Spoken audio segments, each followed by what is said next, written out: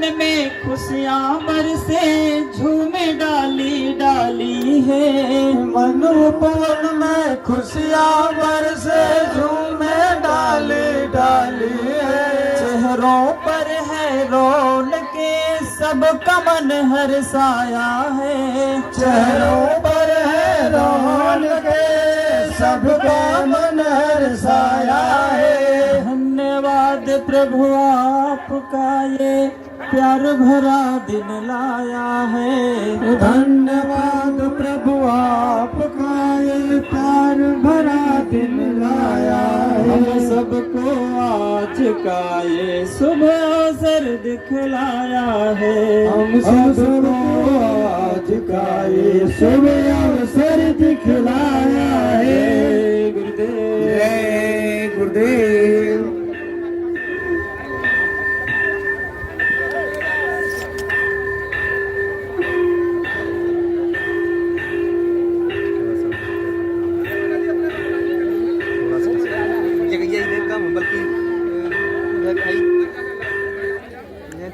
Down कर ऊपर कर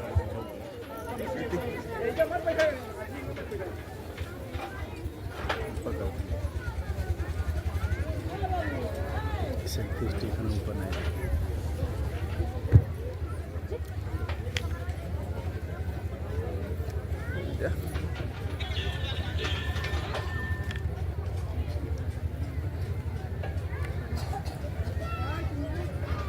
इधर ही आना था घुमा दा मुझे पोता डिपी का ऐसे घुमा दे उसको है ही उल्टा नहीं उल्टा होता नहीं पीछे प्लेट रही दोबारा तब सीधा होगा।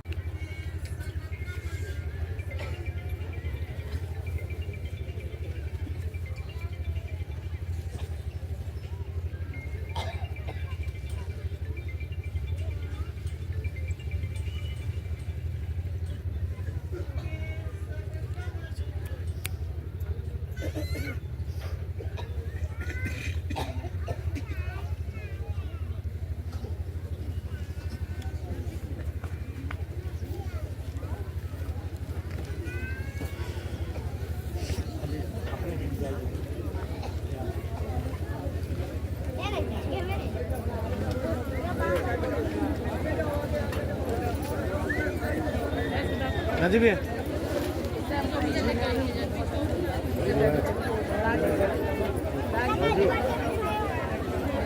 दीदी को दे निशाना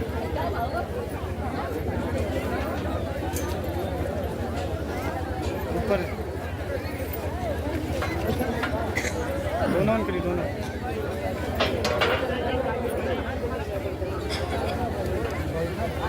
ठीक है।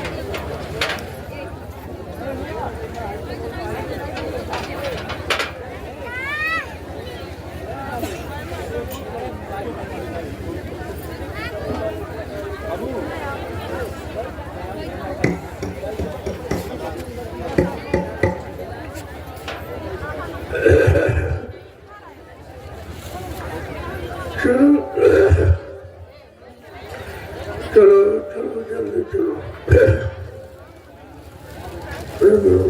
आज सत्संग का आखिरी दिन। देखो मेरा स्वास्थ्य वक्त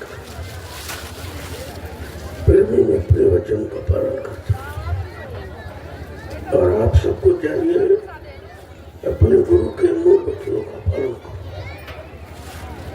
गुरु माने मार्गदर्शक तत्वदर्शक डायरेक्टर।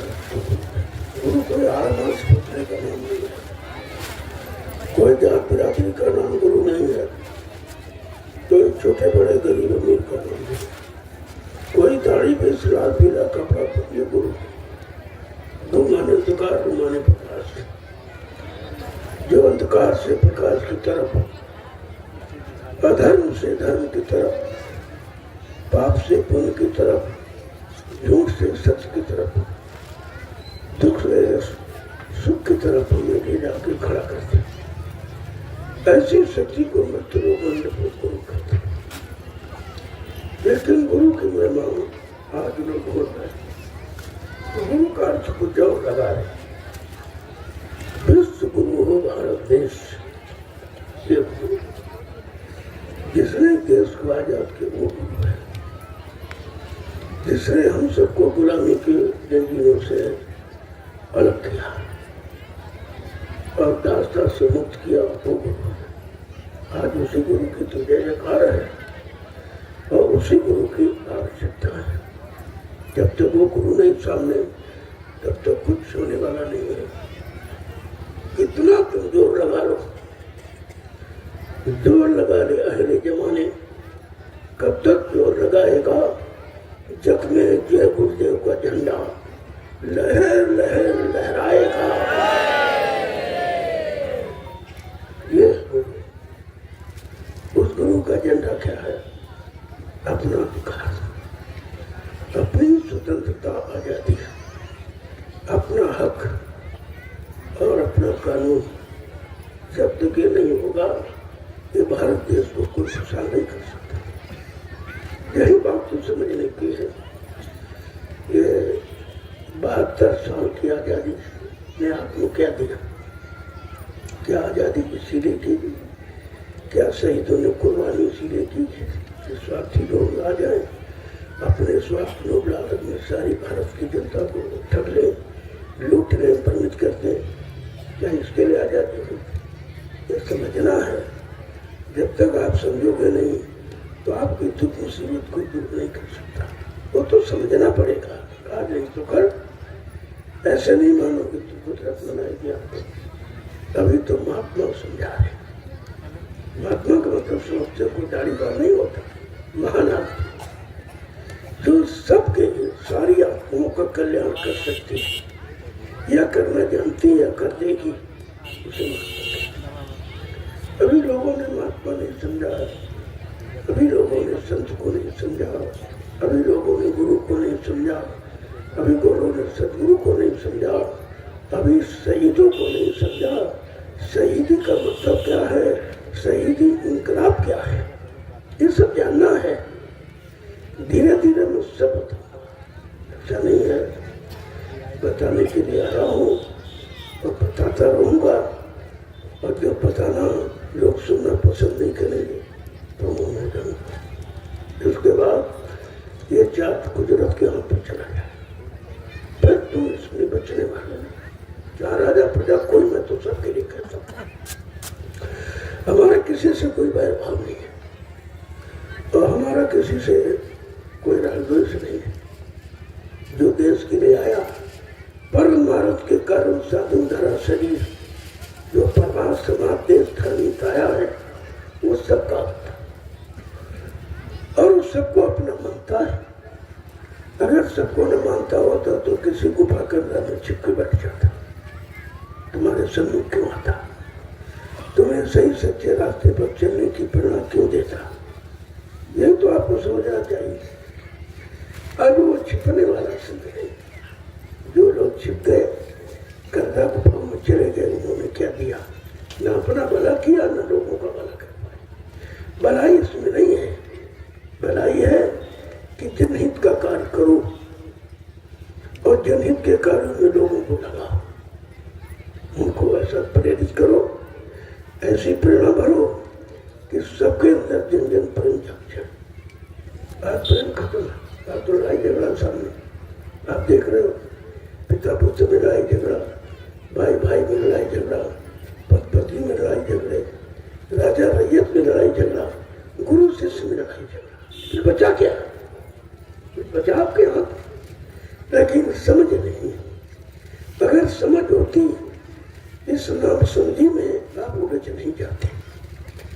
आप उनकी बात मानते हो जिनके पास देने के लिए कुछ नहीं। वो तो अपना परिचय दे रहे हैं, चंदा तुमसे मांग रहे हैं, वोट तुमसे मांग रहे हैं, नोट तुमसे मांग रहे हैं, महंगाई तुमसे मांग रहे हैं, टैक्स तुमसे मांग। इनके पास है क्या? अरे भिखारियों के पास भी कुछ होता। तुम भिखारी और दाता को नहीं समझ पाए कि दाता किसे कहते, भिखारी किसे? ऐसा भिखारी, भिखारियों का जमघट तैयार हो गया। अब तो दाता की जरूरत है।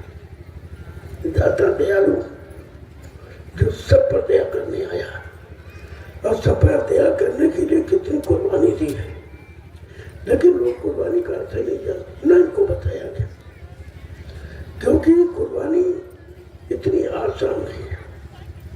अब कुर्बान होना इतना आसान नहीं है, अब कुर्बानी और कुर्बान समझना इतना आसान नहीं है। इसके लिए कोई जानकार चाहिए। उस जानकार को कहते हैं शहीद। ये शहीदों का देश है। कितने लोग शहीद हो गए, कितने माताएं निपूती हो गई, कितने बहनों का सुहाग लुट गया, तब आजादी का दर्शन मिला था।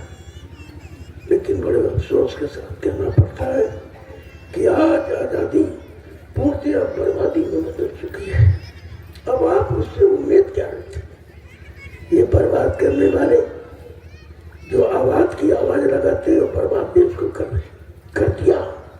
देश में कुछ नहीं बचा, न धन बचा, न तुम्हारा तन सुरक्षित बचा, न तुम्हारा मन सही बचा। इसने कुछ भी तुम्हारा सबको लूट लिया। उन लुटेरों को अपना मानते हो।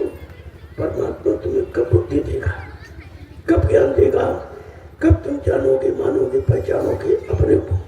अपना कौन है जो सबके लिए कुर्बान हो, सबके लिए अपने सुखों की तिलांजलि देते? वो अपना जो अपने लिए जी रहा, अपनी शान शौकत के लिए, अपनी मान प्रतिष्ठा के लिए, अपना अधिकार पाने के लिए, अपनी गति के लिए, वो अपना नहीं है, वो मेरा नहीं। उसको तुम्हारे से कोई मतलब नहीं, अपने से। और आज तुम्हारे सामने उनका खुला दंड हो रहा अपनेपन का। चारों तरफ अपनेपन की बात करें। लेकिन आज ये आखिरी दिन में मैं कुछ शब्दों से आपको संबोधित करना चाहता हूँ। जो आपने ये 4-5 दिन सत्संग सुना है, तो पहले आपने कभी नहीं सुना। अब सत्संग की आवश्यकता है। पहले से आपसे कहा गया था अभी सत्संग सुनाने की भूमिका तैयार की जाए। सत्संग सुनने के लायक तुम्हें बनाया जा रहा। तुम्हारे अंदर जब तक सत्य के प्रति भाव नहीं होगा, तो सच्चित आनंद आपको कभी नहीं मिलेगा। ये जड़ जगहों से तुम सुख शांति चाहते, किसी को मिली? ये कुंभ में कितने लाख मर गए, इनको शांति मिली। चले नरक में चले गए, शांति मिल गई। अरे नरक में जाने से शांति है? इस तरह अकाल मौत के मरने में शांति है? तो फिर शांति क्या है? ये भी आप तो सारी इस क्रांति को, भ्रांति को, अशांति को आपने अज्ञानता बस शांति मान रखा है नहीं? आपने मान लिया, क्योंकि चारों तरफ तुम्हारे सामने वही लोग दिखाई दे।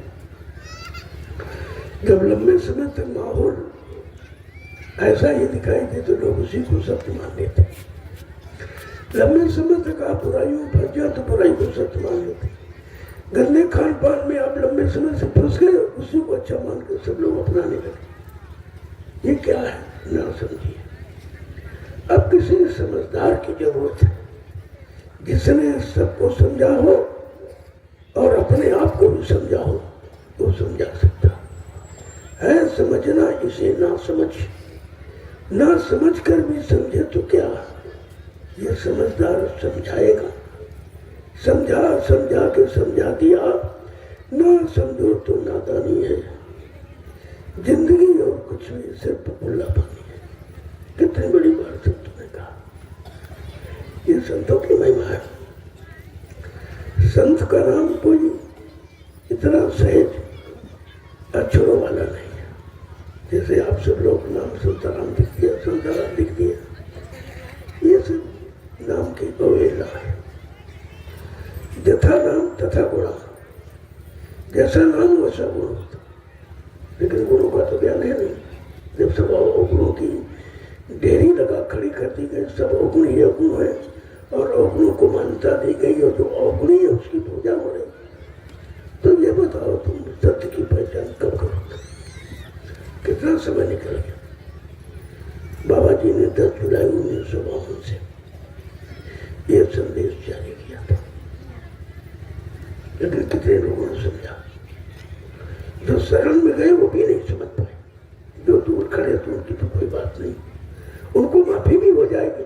लेकिन जो शरण में गए और भूल गए और उल्टे चलने लगे, गुरु की वाणी का अपमान करने लगे, गुरु का अपमान करने लगे, उनको तो कोई बचा नहीं सकता, कोई बचाने वाला पैदा ही नहीं हुआ। क्यों कि हर गुरु निंदा सुने जो खाना, पाप लगे गौ हाथ समाना। भगवान की निंदा और गुरु की निंदा, क्योंकि गुरु का ज्ञान, परमात्मा का ज्ञान गुरु देता है, परमात्मा से गुरु ही मिलाता है, इसलिए हरि गुरु में अंतर नहीं है। लेकिन फिर भी गुरु की महिमा ज्यादा मानेगी। गुरु गोविंद दोनों खड़े काके लाभों पाए, बलिहारी ऐसे गुरु की जिनको गोविंद ही मिला, वो गुरु की बलिहारी है, सबकी नहीं है। जिसने गोविंद, गो माने इंद्रिया, गोविंद माने सुंदरी, जिसने इंद्रियों को कंट्रोल में कर लिया, गोविंद वो है। इसीलिए कृष्ण का एक नाम गोविंद भी है, क्यों योगेश्वर थे। 16,108 गोपिकाओं के बीच रहकर पूर्ण ब्रह्मचारी रहते। ये है योग, जो छिप जाए, डर जाए। तमाम कहते हम तो डरते हैं, हम नारियों से डरते हैं, नारियों के पास नहीं बैठते हमने। अरे जिसने पैदा किया उसी से डरता है, जिसने पाल पोस के तैयार किया उसी से डरता है, जिसे माँ का दर्जा दिया गया तो माँ से डरता है। तो फिर मतलब यानी किसको चाहेगा? कारण है कि इसकी परिभाषा सही नहीं बताई। अगर बता दी जाती तो आप डर नहीं, प्रेम होता। डर की जगह प्रेम होता और शंका की जगह शंका का समाधान होता। लेकिन धीरे धीरे धीरे व्यवस्था इन लोगों ने बिगाड़ दी, इतनी बिगाड़ दी जैसे ध्वस्त। उदाहरण के लिए जैसे साइकिल पंचर हो जाए तो टिक्की लगा के ठीक किया, लेकिन जब भ्रष्ट हो जाए तब ट्रैफिक बदलना पड़ता है। आज व्यवस्था भ्रष्ट है, राजनीति भ्रष्ट है, इसलिए पूर्ण परिवर्तन की जरूरत है। परावर्तन नहीं, परिवर्तन। परावर्तन क्या होता रहता है, थोड़ा बहुत इधर उधर हेरा फेरी करके इनकी बात ले ली, इस महात्मा की बात ले ली, इस गुरु की बात ले ली, कैसे परिवर्तन कर दिया। अरे तुम कैसे कर सकते? जो गुरु के पद पर नहीं गया और जिसने गुरु की नाम की महिमा नहीं जानी, वो परिवर्तन कैसे कर सकता? मेरे पास बहुत चिट्ठियां थी कि हमको अवतार घोषित कर दो, हमको अवतार घोषित कर दो। अरे भाई अवतार कोई घोषणा की बात है? क्या राम ने घोषणा की थी मैं अवतारी हूँ? क्या कृष्ण ने घोषणा की थी मैं अवतारी हूँ? अरे 10 अवतार तुम्हारे यहाँ माने जाते हैं, क्या किसी ने घोषणा की थी कि हम अवतारी हैं? तुम तो काम बताएगा। आज भी आप काम के नाम रखे हो, अगर लकड़ी का काम करता करते बड़े नाम रख दिए पर से काम देख। लोहे का काम जानता है, लोहे का जानकार भाई लोहार है, सोने का जानकार भाई सोनकार है, चमड़े का जानकार भाई चमकार है। ये सब काम देख के आप नाम रखते। लेकिन जो आपने नेता शब्द दिया, प्रधानमंत्री शब्द दिया, मुख्यमंत्री, इनका क्या काम देगा? क्या काम देगा? कैसे कह दिया? यानी मंत्रियों में प्रधान, कितनी बड़ी बात, कितनी बड़ी पदवी। और प्रधानता कुछ है? प्रधानता कुछ नहीं है। प्रधानता केवल अपनी है कि हम प्रधान हैं, हम मतलब बड़े और हमको लोग जाने, हमको लोग माने। लेकिन भगवान की जानकारी कोई नहीं दे सकता, किसी ने नहीं दिया। और जानकारी उसी की मिलनी चाहिए जिसने हमको भेजा। उसको बोल के कहा ये पंचभौतिक मानो अनमोल शरीर, ये किसी ज्ञानी विज्ञानी ने नहीं बनाया, ये परमात्मा का बनाया। जो परमात्मा ने किसी काम के लिए बनाया हो। आप कोई मकान बनाते हो तो रहने के लिए बनाते हो, दुकान बनाते हो तो आमदनी के लिए बनाते हो, बाल बच्चों की सेहत की खेती बनाते हो तो बाल बच्चों की परवरिश के लिए। तो ये बनाया, ये किससे क्या मिला आपको? कब समझेंगे आप? ये राजनीति बनाई है, इससे आपको क्या मिला? और एक दिन की नहीं, 72 वर्ष की राजनीति की बात बता रहा हूँ, कुछ नहीं। और बल्कि जो था वो चला गया। जो हमें अपने पूर्वजों से विरासत में मिला था, सच्चाई, ईमानदारी, वो भी चली गई। जो विरासत में मिली थी वो भी चली गई आपकी। अब तुम क्या उम्मीद रखते हो कि ये कुछ देंगे? जो था वो भी सब छीन लिया। ईमानदारी तुम्हारी छीन ली, सच्चाई तुम्हारी छीन ली, अच्छी नीयत तुम्हारी छीन ली, अच्छा सच्चा बोलना तुम्हारा छीन लिया। तो सब झूठ की तरफ लिए जा, और झूठ बोल बोल के झूठ की राजनीति खड़ी कर। गोस्वामी महाराज को ये लिखना पड़ा रामचरितमानस कि झूठे लेना, झूठे देना और झूठे भोजन झूठ चुके। ये आगे के लोगों के ऐसे विचार होंगे, उनकी ऐसी मानसिकता होगी कि वो झूठ को सबसे आगे रखेंगे और सत्य को बहुत पीछे ढकेल देंगे। अधर्म को आगे रखेंगे और धर्म को बहुत ढकेलेंगे और बात धर्म की करेंगे। क्या ये मारकाट करना धर्म है? क्या हिंसा कराना ये धर्म है? टैक्स बढ़ाना कौन सा धर्म है? महंगाई बढ़ाना ये कौन सा धर्म है? बेरोजगारी बढ़ाना ये कौन सा धर्म है? तरह तरह के टैक्स लगाना ये कौन सा धर्म है?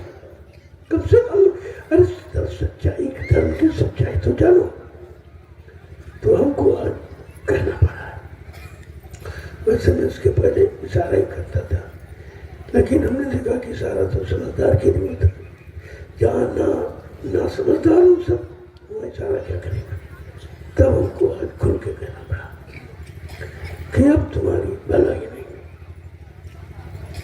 अगर अब पीछे थे जाके नहीं, अब तुम्हारी भलाई नहीं, क्योंकि तुम्हारा भला चाहने वाला कोई।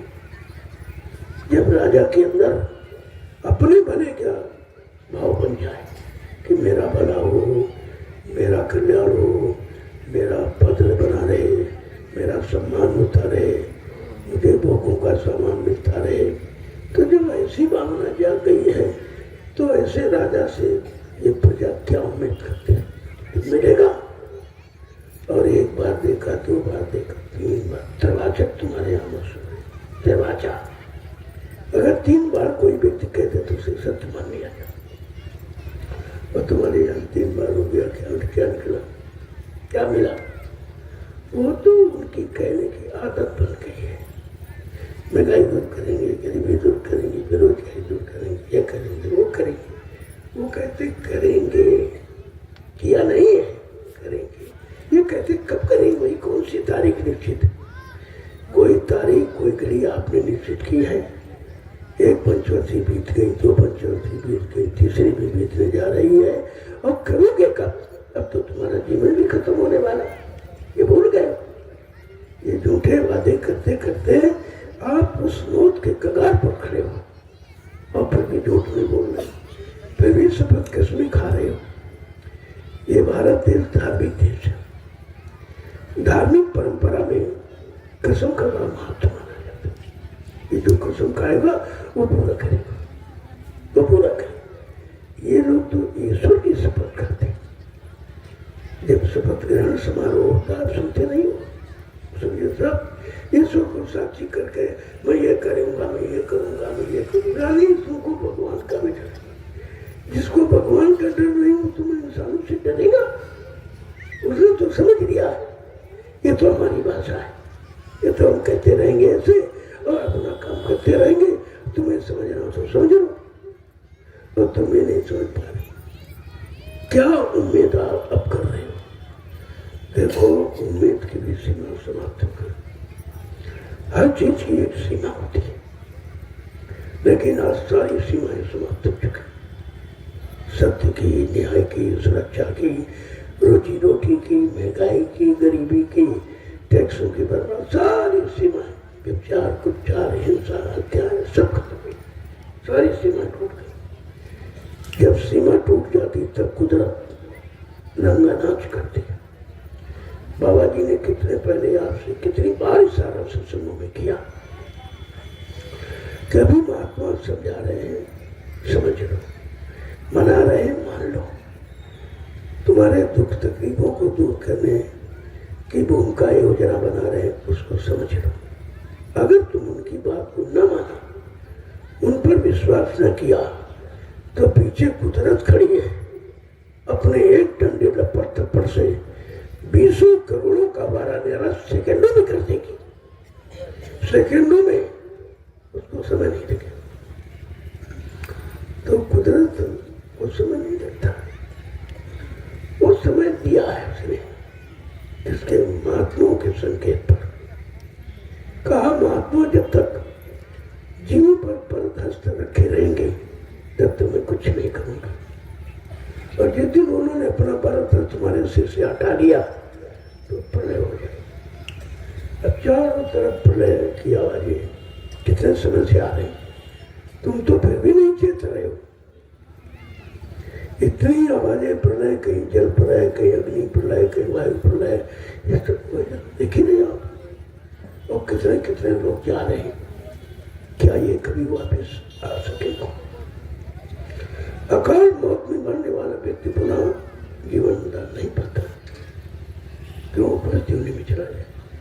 जितना जीवन शेष बाकी है, मानो दुर्घटना हो गई, आप अग्नि में जल गए, आप जल में डूब गए, या एक्सीडेंट हो, कुछ भी हो गया, अब जितना समय जीवन का बाकी उतने दिन आपको परिस्थिति में रहना पड़ेगा। फिर इसके बाद धर्मराज दरबार में सबका जाना है, फिर तुम्हारे कर्मों का हिसाब होगा। फिर तुमने कितने अच्छे किए, कितने बुरे किए, कितने पाप किए, कितने पुण्य किए, कितने शुभ किए कि अशुभ किए, फिर उसका निर्णय लेता है। उसके अनुसार फिर आपको जो 484 रात जो जिसम शरीर योनियां बनाई, उनमें आपको कर्मानुसार जन्म देता। तुमने पशुओं वाले कर्म किए, जाओ पशु योनि। तुमने पक्षियों वाले कर्म किए तो उसमें चले जाओ। तुमने जंगली जानवरों वाले कर्म किए, उसमें जाना। और तुमने बहुत पाप कर्म किए, काटने का, मारने का, सताने का, जलाने का, लूटने का, व्यभिचार का, यह सबसे बुरा कर्म है। इसके लिए बदबूदार नाली के कीड़ों में तुम्हारी जीवात्मा को देते हैं। क्या देख कि बुरे पाप कर्म का परिणाम क्या है। इसलिए महात्मा पहले ही आपको इशारा करते हैं कि तुम 83,99,999 जिस शरीर योनि छोड़ के आए हो, उनमें यानी हो के आए हो, वो करके आए हो। अब तुमको ये कैसी होनी योग के लिए दी जा रही, ये मानव शरीर योग के लिए।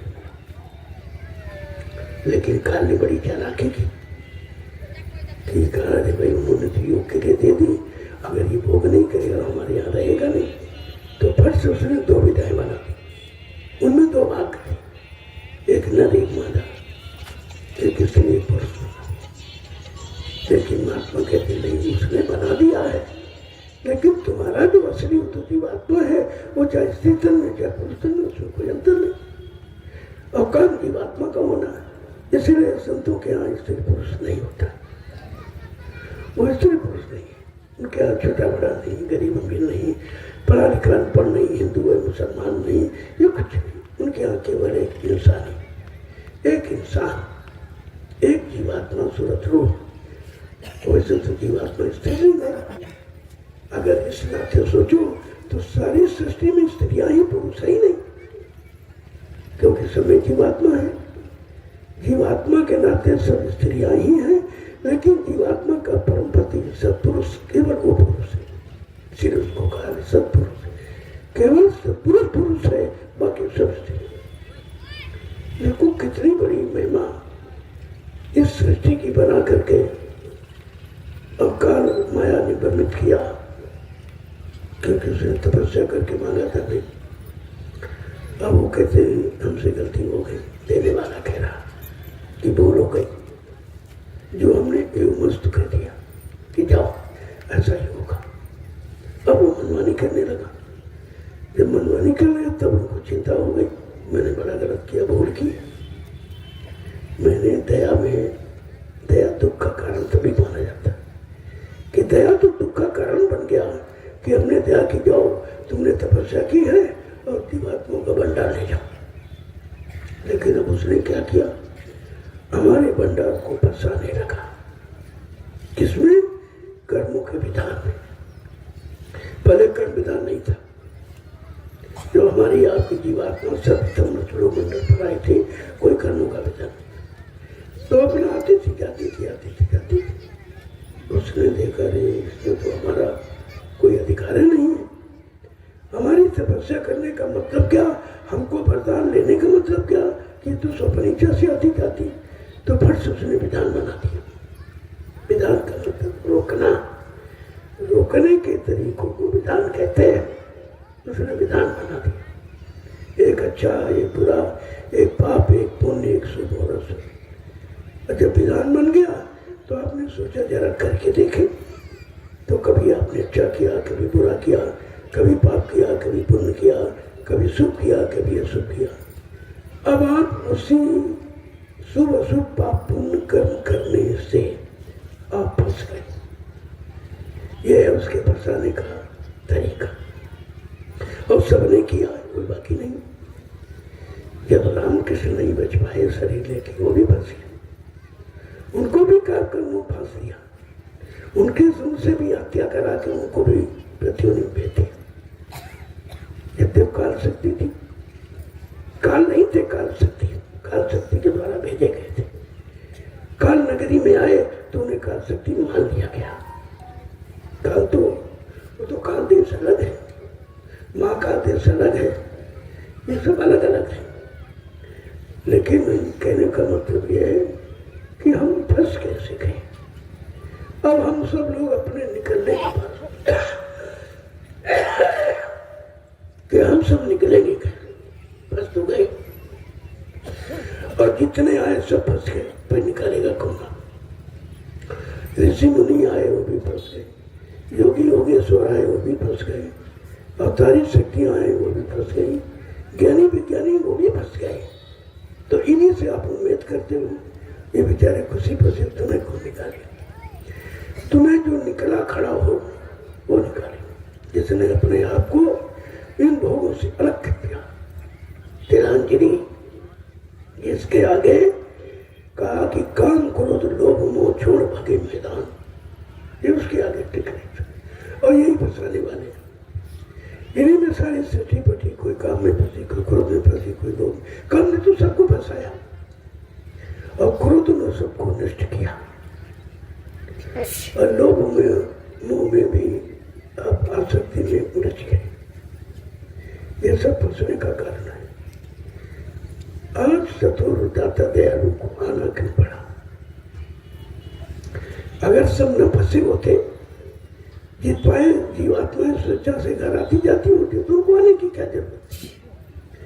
जब कोई जीवात्मा उनके घर नहीं पहुंची तब उनको चिंता हुई, लाख दया कोमल चिंता। तब संतों के हृदय में दया उठी, उन्होंने अपना सतलोक मंडल चुनकर इस मृतलोक मंडल जो गलीज गंदगी का है, इसमें अपनी जीवात्माओं को लेने के लिए आ गए कि चलो इनको ले जाए। देखा कि अपने आप जागने से इनको शक्ति खत्म हो गई। सब जो शक्ति इनको दी गई थी वो तो भोगों में नष्ट हो गई। और इतना कमजोरी की खुद नहीं जा सकता, तो कहा अपना बल देकर। कौन सा बल? नाम का सहारा देकर इनको खड़ा करूंगा, और नाम के लोभी डोर और शुद्ध डोर नाम डोर को पकड़ा कर इनको उनके घर पहुंचा दूंगा। ये संकल्प लेके आए। ऐसा संकल्प सच्ची में किसी ने नहीं लिया था। यही तो बात आपको समझनी है। लेकिन ये चीज कहने वाला कोई तो आपको कहीं मिलेगा नहीं संदेश, क्योंकि किसी पास है। सब स्वार्थ लोभ लालच में तो गए, मान प्रतिष्ठा में चले। ये सब काल का सामान है। जब काल के सामान में फंस गए तो काल नगरी से कभी निकल नहीं पाओगे। संत महापुरुष तुम्हें काल की नगरी से निकालने आए हैं, इसलिए फंसने का सामान नहीं थे। तुमको गरीब रखा, बहुत गरीब। क्यों? गरीबी करीबी हासिल कराती है। आज अगर आप बीमार न होते, मुसीबत में न होते, तुम्हारी कहीं सुनवाई नहीं हुई, तब आज तुम इस दरबार में आए हो। तुम आने वाले कहाँ थे? तुम आने वाले नहीं थे, तब तुम आए हो कि चलो कोई बीमारी कहीं नहीं जा रही, मुसीबत कहीं नहीं जा रही, आपत्ति कहीं नहीं जा रही, दिनों दिन बढ़ती चली जा रही। तब आप इस दरबार के करीब आए। अभी दरबार में नहीं, दरबार के किनारे खड़े। जिस दिन दरबार में आ जाओगे, दर पर बार बार आओगे। दरबार का मतलब बार बार, जहां आपको लाभ मिलता वहां बार बार जाते। जिस डॉक्टर से आपको दवा मिल जाए और आराम मिल जाए, बार बार जाते। वैसे कि दरबार में दया मिल जाए उसमें बार बार, लेकिन अभी बार बार कहाँ थे? आए 2-3 महीने गायब हो गए, कभी 6 महीने गायब, कभी सालों गायब। तो फिर दरबार भी मदद नहीं करेगा, वो भी देख के करेगा।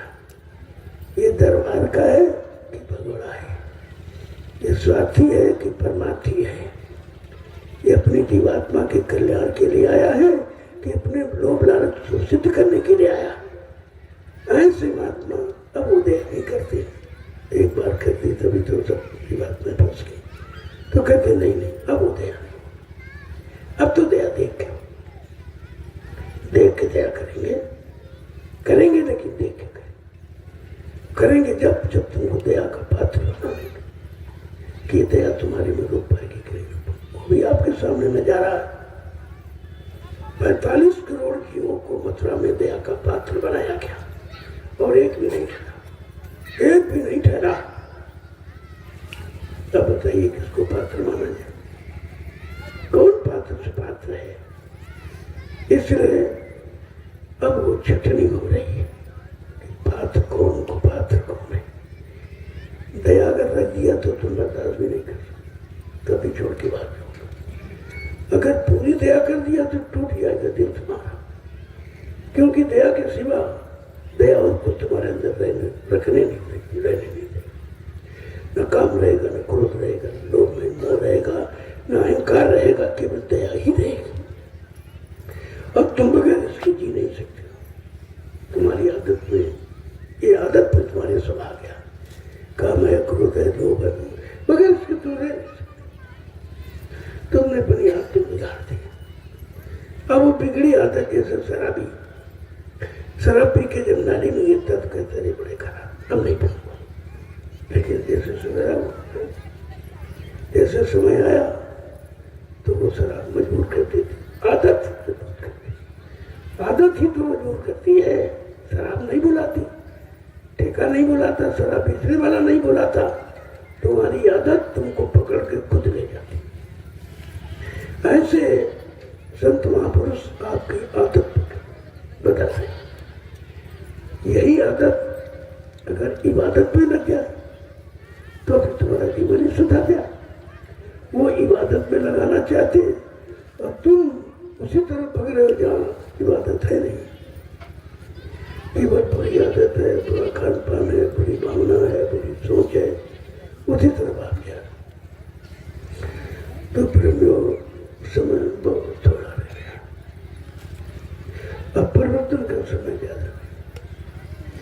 जब चोर अपने घर में ताला लगाने लगे, इसका मतलब वो जान गया कि और चोर तैयार हो।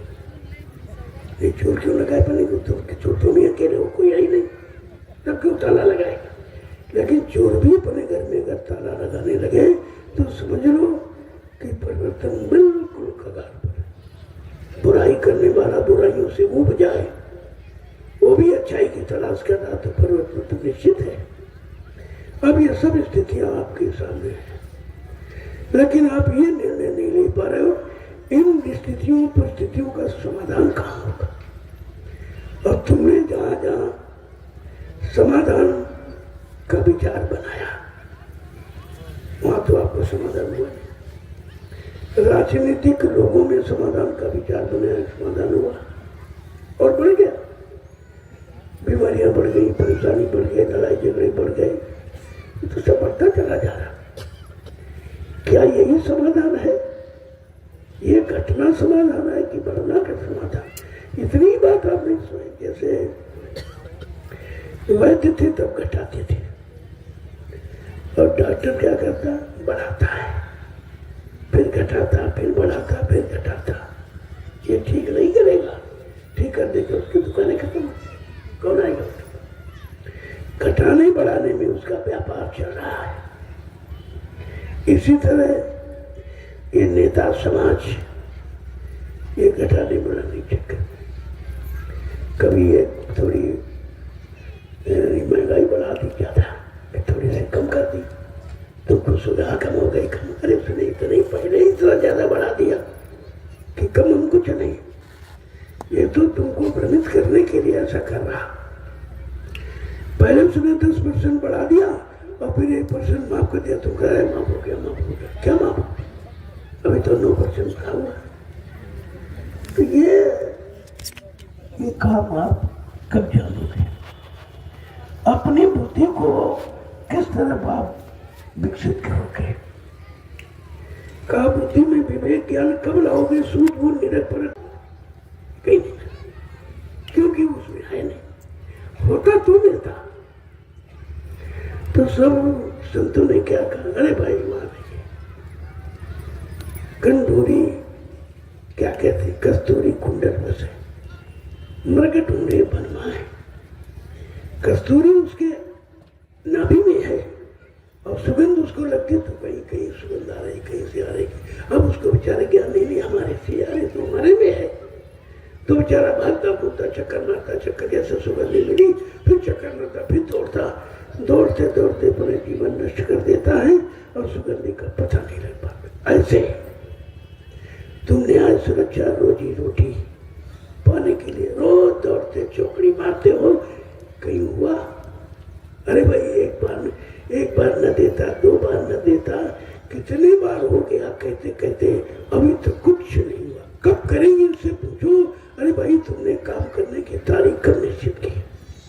लेकिन कोई नहीं कहता, कोई नहीं कहता, न कोई पूछता। जब आप चोर से प्रेम करोगे तो चोरी क्यों बंद करेगा? वो तो कहेगा अरे लोग हमसे बहुत प्रेम करते हैं, और ये नहीं समझेगा कि चोरी हो रही है। हर एक उनसे सम्मान मिल रहा, लोग हमको बहुत प्रेम करते हैं, लोग चाहते हैं। इसी तरीके से अगर चोरों से प्रेम करते रहोगे, लुटेरों से प्रेम करते रहोगे, तो सुख शांति की आशा मत रखिए, वहां ये चीज मिलने वाली नहीं।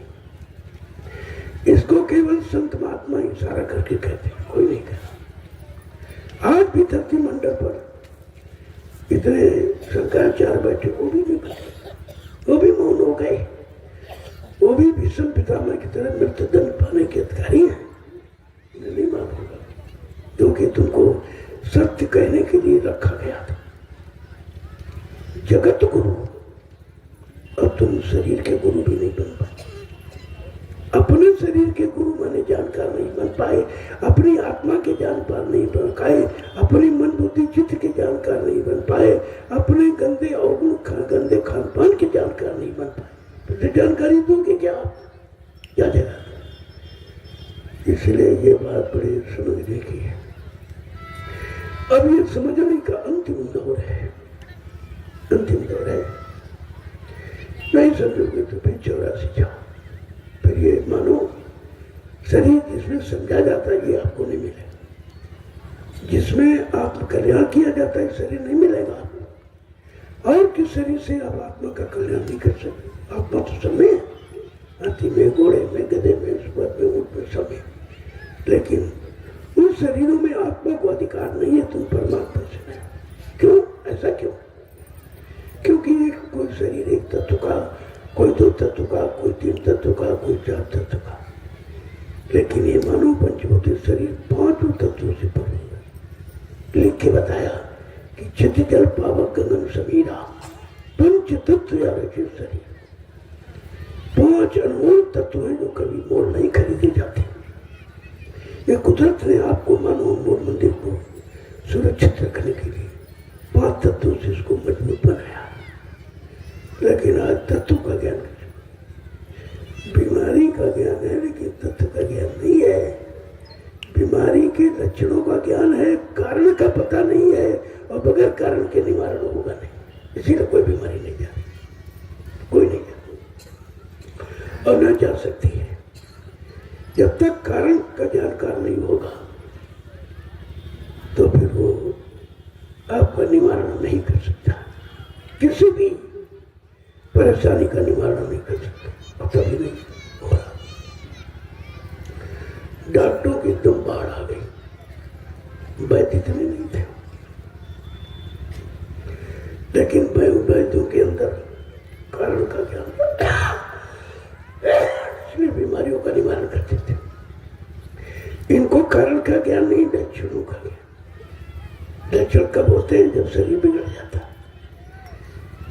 और उनको ज्ञान था कि किससे बना है और किससे बनेगा, उस कारण का पता वैद्य जानता था। उनको नाड़ी वैद्य कहते। हमारे आपके शरीर में 3 नाड़ियां, कपाल, पित्त, वो तीनों का समाधान जानते हैं। किस कौन सी नाड़ी कुपित हो गई उसको ठीक कर देते। जड़ी बूटी, क्यों? हमारा शरीर प्रकृति में बनाया और जड़ी बूटियां भी प्रकृति में बनाई है। तो प्रकृति के बनाए शरीर को प्रकृति की ही व्यवस्था ठीक कर सकती है, ये रासायनिक व्यवस्था ठीक नहीं करेगी। इस बात को सब भूल गए और यही अज्ञानता का कारण है कि हमारा स्वास्थ्य खराब है। अब हमारा क्यों खराब, आप कहो? हमारा नहीं, तुम्हारा खराब। और तुमको छूते हैं, तुमसे प्रेम करते हैं, तुम्हारा दिया खाते हैं, तुम्हारा दिया वस्त्र पहनते हैं, तो क्या हमको नहीं होगी हमारी? यानी तुम्हारी है, हमारी नहीं है, तुम्हारी। और जब तक तुम्हारे से तुम्हारा काम करते रहेंगे तब तक ही रहेंगे। और हम ये कैसे बंद कर सकते हैं? तो हमारा संकल्प है कि परमार्थ के कारण साधु धारा शरीर, जो परमार्थ समाज दे धर्मी ताजा, वो ये काम कैसे बंद कर देगा? अगर वो बंद कर देगा तो दूसरा कोई करेगा नहीं। दूसरा किसी में क्षमता नहीं है। नारेबाजी कोई करे, भाषणबाजी कोई करे, प्रवचन कोई करे, लेकिन कर नहीं सकता। सुना सकता, बता सकता, लेकिन कर नहीं सकता। और तुमको तो चाहिए करने वाला जो हमारा काम कर दे। अगर तुमने ये खोज की होती, अपने अंदर या आपने ये चिंता व्यक्त की होती, तो हमको करने वाला चाहिए। इन भाषणबाजों के चक्कर में आप जीवन खराब नहीं किए होते। इन प्रवचन करने वालों के चक्कर में धर्म नष्ट नहीं होता। ये धर्म भाषण का, व्याख्यान का विषय नहीं है। धर्म धारण का विषय, और धारण कोई करना नहीं चाहता। जो धारण कर ले वो जान जाएगा धर्म क्या, और नहीं धारण करेगा तो कभी नहीं जान पाएगा। और उनसे तो उम्मीद रखते हो कि हमको जानकारी देगा, तो कभी नहीं। जानकारी मिली, देखा आपने? कहाँ था? हम बताते हैं। कहा कागज में है, पानी में है, नदी में है, पत्थर में है, तीरथ में है, मूर्त में। ये धर्म है। अगर ये धर्म होता तो भगवान कृष्ण ने अर्जुन से क्यों कहा, सर्वधर्मान परित्यज्य मामेकं शरणं व्रज अहं त्वां समुपापे भूमोक्षं सामासुच। अरे तो सारे मतों तक फिर दर्श समझ रहा है, इससे छोड़, केवल मेरे अधीन हो जाओ, मुझे मान ले, जो मैं कहूँ वो कर। लेकिन नहीं मान पाए। 5 पांडव 24 घंटे साथ रहे, कृष्ण को भगवान नहीं माना, अवतारी शक्ति नहीं माना, विनाशकारी शक्ति करने वाली ताकत नहीं माना। क्या माना? अरे कहा ये तो हमारा रथवान नौका ड्राइवर है, हमारा रथ था, इसके पास क्या? फिर कहा नहीं नहीं, ये तो हमारा साला है, सुभद्रा के नाते। कहा तो मेरा साला है, ये तो मेरा मित्र है।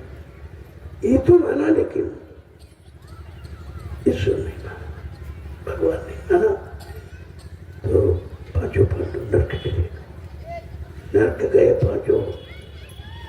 और जब उन्होंने कहा, फिर नहीं माने, तो कृष्ण भगवान ने कहा, देखो तुमने मेरी बात नहीं मानी है, मेरे आदेशों का पालन तो किया, लेकिन मुझको सच्चा समझ के नहीं किया।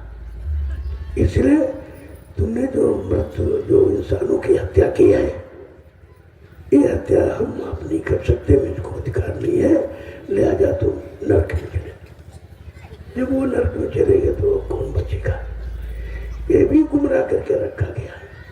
ये भी इन धर्म वक्ताओं ने बताया ही नहीं। धर्म नहीं है, अधर्म है। ये पुण्य नहीं है, पाप है। ये हिंसा और हत्या कभी पुण्य नहीं हो सकती, लेकिन किसी ने बताया आपको? अगर यहाँ कोई हत्या किसी की करती, इंसान की हत्या करती, एक व्यक्ति की, तो हमारे देश का संविधान है मृत्युदंड। ये विधान है।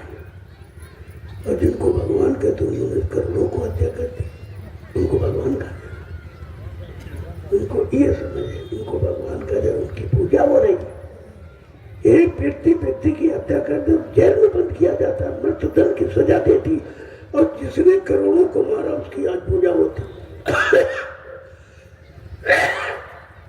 इसलिए संत महापुरुषों को जीवों के हित में सच्चा संदेश देना और इनके बारे में बताना पड़ा कि रामकृष्ण दो जग में आए, काल धरे अवतार और संत मता इन्हों नहीं जानो, रहे काल के गार तासे त्यागो कृष्ण द्वार। उन्होंने कहा इनके दरवाजे छोड़ और तुम उन्हीं से प्रार्थना करते हो, उन्हीं से विनती करते हो, उन्हीं की पूजा करते हो। ये नहीं देखा हम किसकी पूजा करें, हत्यारे की पूजा कर रहे कि रहे हो, दयामान की पूजा कर, कुछ नहीं। और ये आपको बताया नहीं किया, ये संत बताते, सच्चाई का बखान संत करते, हकीकत का पर्दाफाश संत खोलते हैं, दूसरा नहीं खोले। दूसरा तो राजपाट के चक्कर में कि हमारा राज्य नहीं आएगा, हमको लोग मान सम्मान नहीं देंगे, मैं भोग नहीं मिलेगा, इसलिए कोई नहीं बताएगा। लेकिन संतों के लिए लिखा गूढ़ो तत्व न संत दोहराओ, जीवात्मा परमात्मा के गुण राज को, पाप पुण्य के गुण राज को और चेतन और जड़ के गुण राज को केवल संत महात्मा ही बताएगा, कोई नहीं बताएगा। और आज कोई नहीं बता रहा। और कितने लाख लोगों को कुंभ पानी के चक्कर में मरवा दिया गया। ये जल प्रलय है जो बाबा जी ने 80 में आपसे बराबर कहा, जल प्रलय होगी, आगे जल प्रलय होगी, अग्नि प्रलय होगी, वायु प्रलय होगी। ये तूफान क्या है? वायु प्रलय। जगह जगह अग्नि लग रही, देख रहे हैं सब जल के राख हो रहा, अग्नि प्रलय। आज पानी में के कितने डूब के मर गए, ये जल प्रलय है। तमाम बाढ़ आई, मकान बढ़ गए, घर बह गए, शहर बह गए, लोग बह गए, सामान बह गया, ये जल प्रलय। संतों का एक एक शब्द हमारे सामने समय घटित है। कहा तो उन्होंने बहुत पहले इसलिए कहा कि तुम जेल जाओ, जा जाओ, और आप कितने पहले तो कल परसों मैंने 2 दिन इशारा किया था कि एक संत रविदास जी हुए जो मेरा भाई के गुरु थे और सैकड़ों साल पहले आए, और तब उन्होंने कहा और सैकड़ों साल बाद उनके बाद सिद्ध हो रहे, वही सब हो रहा, दूसरा कुछ उन्होंने कहा था। और बाबा जी ने भी आपके कितने पहले इशारा किया, 60 साल पहले कहा होगी जन जन में क्रांति, हम तुम्हें दिखा देंगे। सब लोग लगने में आपस में हम तुम्हें बता देंगे, राजा रैयत लड़ जाएगी, हम तुम्हें दिखा देंगे। तो कहने का मतलब है संत महापुरुषों के वचन कभी मिथ्या नहीं होते। रामायण तो करे मथा न हुए देव ऋषि, देवताओं की वाणी झूठ नहीं थी, संतों की वाणी झूठ कैसे हो जाए? तो ये सब जानकारी का विषय है। अभी तक मैं जो जानकारी दे रहा था केवल इशारों में, लेकिन आज का कार्यक्रम जो हुआ है 5 दिवसीय, ये खुला है, खुलासा किया, किसी चीज को छोड़ा नहीं ताकि आप दोषारोपण न करो कि आप जानते थे तो आपने बताया क्यों। इशारा तो बहुत पहले से कर रहा हूं, लेकिन आज खोल के कह रहा हूं कि अब आपको जागना पड़ेगा। कब तक सोकर इनकी मार खाते रहोगे? फिर ये मानव जन्म अगर मार खाते खाते निकल गया तो फिर आपको मिलेगा, फिर आप सुधारोगे कब?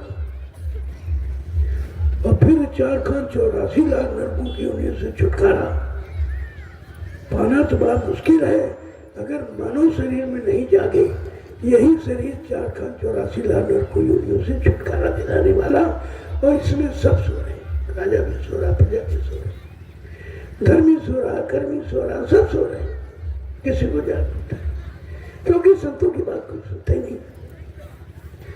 और संत शब्द का गलत जगह प्रयोग करते, दाढ़ी बाल लाल पीला कपड़ा देखकर संत आ गए, संत है।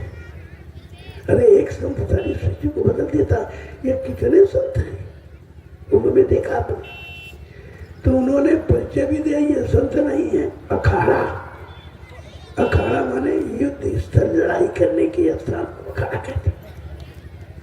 ये सब लड़ाई करने वाले हैं, ये मित्रता कराने वाले नहीं है, मिलाने वाले नहीं है, लड़ाने वाले हैं।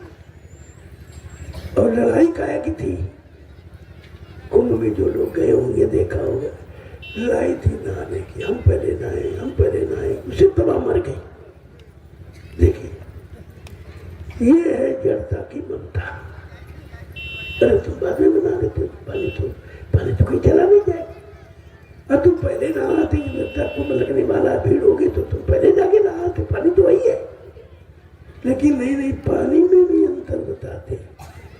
जब तक करोड़ लोग नहा के गंदा नहीं करेंगे तब तक वो स्वच्छ नहीं माना जाएगा। आज कितना प्रदूषण है।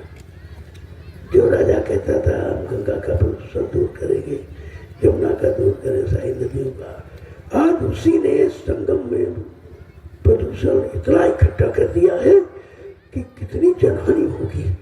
जहां जहां पानी जाएगा वहां जीवों की हानि हो जाएगी। ये प्रदूषित जल है। आपको डॉक्टर पैदा के भी मना करता है, अरे भाई जल में प्रदूषण है, जरा गर्म कर लेना, उबाल लेना तब पीना। क्या उबाल के तुमने नहाया? किसी ने उबाल के नहाया हुआ? या वहां का पानी किसी ने उबाल के पिया है? फिर तो प्रदूषण तो तुमने अपने अंदर प्रवेश किया है। लिहाजा प्रदूषण का मतलब रोगी भोगी। ये व्यवस्था है, कितना कहा जाए। लेकिन जहाँ सब अंधे हैं, अंधे को रास्ता बताना कितनी बड़ी मूर्खता। बहरे को सत्य संदेश सुनाना कितनी बड़ी मूर्खता। अब जहाँ सब अंधे बहरे हो वहाँ किसको सुनाओगे, किसको दिखाओगे? तब कहा चुप हो जाओ, चुप हो जाओ, ये परिवर्तन का वक्त है। परिवर्तन माने विनाशकारी समय, इसलिए थोड़ा चुप हो जाओ। अब ऐसे मानने वाले नहीं। तो मैंने आपसे कहा कि मैं कुछ दिनों के लिए विराम लेना चाहता हूँ। स्वास्थ्य भी खराब कर डाला, निकला नतीजा कुछ नहीं। तुम गंदे के गंदे रहे। परिवार शंका में, आज भी गुरु परिवार पड़ा, गुरु में शंका कर रहा, गुरु के संदेश में शंका। और शंका ही नहीं, गुरु के संदेश को रोकवाने में कितनी सेवाएं नष्ट कर रहा। अब सेवा का हमें दर्द है कि प्रेमियों की सेवा गुरु के संदेश के प्रसारण में होनी चाहिए, और वो प्रसारण बंद करने में हो रही। लिहाजा हमको इस काम को बंद करने का, चलो वो नहीं बंद करें, हम ही बंद करते हैं, हम ही बंद करें, अच्छा रहेगा। इसलिए मैंने जितने उपदेशक हैं जगह जगह प्रचार, आप कहीं मत जाओ, देखो कितनी जल्दी काम होता। तुम ये करते रहोगे तो कुछ नहीं होगा। जो कुदरत डरती है तो संतों के वचनों से डरती है, संत वचनों के प्रसारण से डरती है, क्योंकि उनके वचन जहां तक प्रसारित होंगे उस वायुमंडल में संभाल बनी रहती है। इसलिए आप इसे रोक दो। पहले भी बीच में रोका गया था, कई बार ऐसा झटका दिया गया, सर अब सुधर जाए, अब सुधर जाए, अब मान जाए, अब जान जाए, अब अपना बचाव कर ले, अपनी व्यवस्था समझने के नहीं, कुछ नहीं हुआ। तो अब इसे विराम देना ही अच्छा है। और वो जब रुकवाते हैं तो क्यों भाई, वो बेचारे मेहनत करते हैं, वो संगत के धन को खराब कर रहे हैं, जो गुरु के संदेश के प्रसारण में खर्च होना चाहिए। क्योंकि बाबा जी ने 1971 में, जो पुराने प्रेमी बैठे होंगे वो सही जान जाएंगे, क्या कहा था कि जब तक देश में अच्छी व्यवस्था नहीं आ जाएगी, सत्यु जैसा माहौल, तब तक मेरे जनहित, समाज हित, धर्म हित, आत्म कल्याणकारी संदेश को जन जन के कान तक पहुंचाते रहना। मैंने वही काम आपके सामने किया है और कर रहा। लेकिन जिसका कोई परिणाम न हो, जिसका कोई नतीजा अच्छा ना हो, तो उसे रोक देना चाहिए। समाप्त नहीं करूँ, रोक देना चाहिए। और जरा देखो परिणाम क्या होता, तो आप भी देखिए। आप और तब तक मैं रूम का तैयार कर लूँ, क्योंकि विनाश के बाद भगदड़ बचेगी। लोग कहाँ जाएंगे दौड़ के। तब तक मैं आपकी सेवाओं का सदयोग करके जमीन का निर्माण करता हूँ, क्योंकि रुकने के लिए जमीन चाहिए। देखो, हमारा आपके जीवन का आधार जमीन है। बिना जमीन के कोई काम नहीं कर सकता। पैदा जमीन पर हुए हो, पले पोसे जमीन पर हो, काम जमीन पर करोगे और मरने के बाद तब जमीन से जाओगे। जमीन तक छूटती है। तो इस बातों का भी ध्यान देना चाहिए आपको। तो मैं तब तक जमीन का शोधन करूं। शोधन तो कर लिया पहले भी। शोधन करके तो आपको बताया गया था सन 1997 में। जो पुराने प्रेमी होंगे, गुरु पूर्णिमा के कार्यक्रम में नैनीसारण गए होंगे। बाबा जी ने 10 दिवसीय कार्यक्रम किया था गुरु पूर्णिमा, 10 जुलाई से 23 जुलाई तक। और आखिरी दिन ये कहा कि बच्चा, ये 88,000 ऋषियों की तपोभूमि है। इतने लाख कबीर तपस्वियों ने हिंदुस्तान का विश्व में किसी भूमि पर तपस्या करके उसे पावन पवित्र नहीं बनाया। वो केवल विचार। इसलिए इसी पावन पवित्र भूमि से सत्यों के अंकुरण निकलेंगे। और भूल गए, ये तो सब बिल्कुल भूल गए। तो जो प्रचार करते तो गुरु को भूल गए, तो वचन को कहाँ याद रहे। जब वचन याद नहीं तो इनके बचने का रास्ता भी खत्म है। अभी बचे नहीं। बहुत प्रयास किया कि नहीं भाई, परिवार वाला कितना नाराज हो गए। नाराज हो जाए, लेकिन परिवार के व्यक्ति ये कभी नहीं चाहता कि हमारे भाई मर जाए, हमारा परिवार का विनाश हो जाए, या हमारा परिवार दुख तकलीफ में चला जाए। ऐसा कभी नहीं सोचता। अगर ऐसा सोचा होता तो मैं 12 वर्ष से ये मेहनत परिवार के लिए नहीं करता, कभी नहीं। और सबको बताया। मैंने तो कोई भेदभाव नहीं रखा, क्योंकि परिवार अपना, उसमें भेदभाव कैसे रखा जाए। अरे भाई, अगर भाई नाराज होकर कहीं विदेश में चला गया तो क्या भाई का रिश्ता खत्म हो जाएगा? क्या उसके प्रति हमदर्दी का भाव समाप्त हो जाएगा? ऐसा नहीं होता। मैंने तो कभी कुछ कहा ही नहीं। समझाता रहा, बताता रहा, क्यों भूल कर रहे हो, क्यों गलती कर रहे हो। जहाँ से पले फंसे हो, जहाँ से तुमने खाया है, आराम ऐसो आराम किया, जहाँ से धन खर्च किया, उसी महापुरुष की निंदा करते हो। लोग कहते जिस थाली में खाओ उसमें सुराख मत करो, ये उसी में कर रहे सब। और अभी नहीं बंद कर। मैंने कहा भाई, झूठ ज्यादा दिन तक नहीं चलती, ज्यादा दिन तक। ये संत दरबार है। संत दरबार में झूठ बोलने वाला, लोभ लालच मान सम्मान लेने वाला लंबे समय तक नहीं टिक सकता। मैंने 2014 में कहा, तुमसे बराबर बता रहा हूं। और नहीं, आए चले गए, आए चले गए। कितने आएंगे, कितने भी चले जाएंगे।